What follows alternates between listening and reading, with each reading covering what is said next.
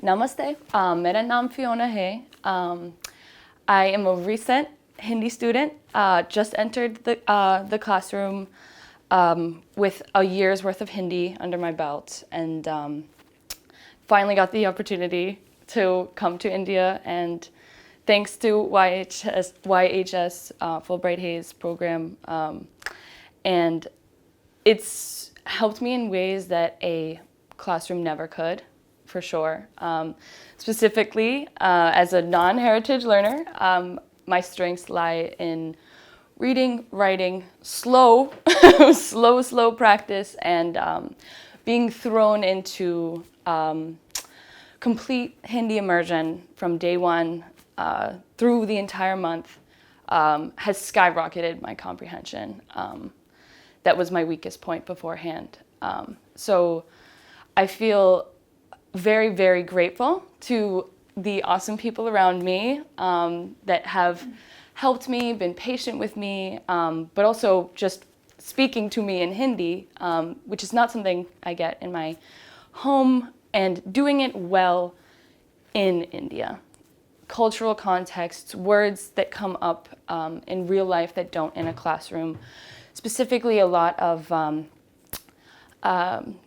religious parampara, mandirs, and prasad, and all of these cultural customs that really come to life in 3 dimensions when you're here, which is completely not something I would ever get from a book. And I have been living my best life.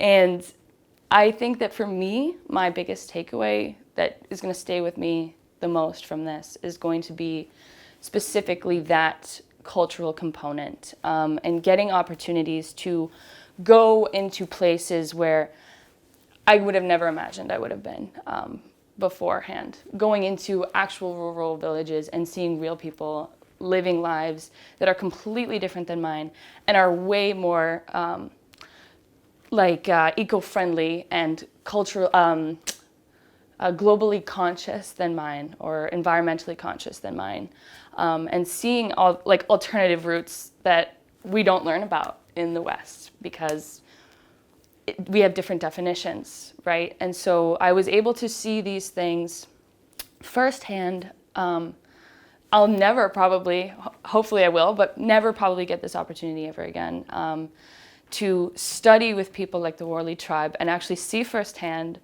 the Gobar houses and the paintings and the culture, and even within the Worli paintings that we see, even within those, the content, you can see the harmony that they have with nature that has been lost without debate in the States, I feel.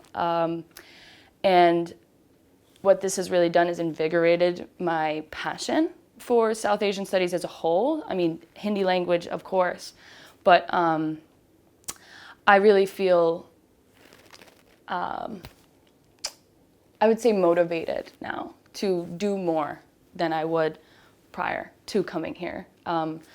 And like I said, for me, the language has been leaps and bounds. And I can't wait to go back into a classroom at the same time. So this for me has been a pivotal point in my Hindi learning journey, but also my journey as a human being. And I'm very grateful for that. I mean, most notably, it was Dahanu, was the Worli tribe.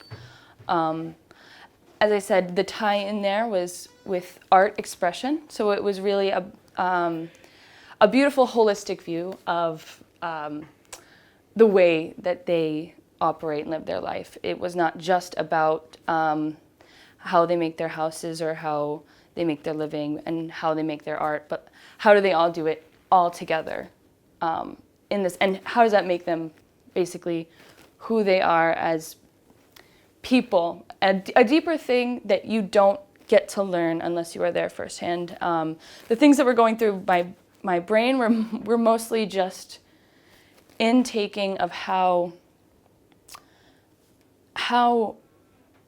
different, how we can incorporate some of these simpler, more traditional tactics to everything from house building to cooking, everything